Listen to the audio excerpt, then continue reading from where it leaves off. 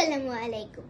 আমি মেহেরিমা নওমি আবৃত্তি করছি কবি সুকুমার রায়ের রচিত কবিতা শব্দকল্পদ্রুম।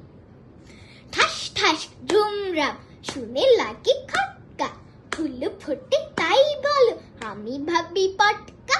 সাই সাই পন পন ভয়ে কান বন্ধ, ওই বুঝে ছুটে যায় সে ফুলের গন্ধ।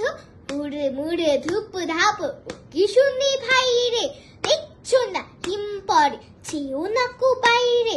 চুপ চুপ ওই শোন চুপ ঝাপ ঝপাস, চাঁদ বুঝি ডুবে গেল গব গব গবাস।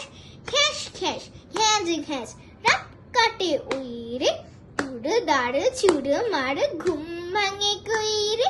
ঘর ঘর ভন ভন ঘুরে কত চিন্তা, কত মন নাচে সে ধেই ধেই চিন্তা।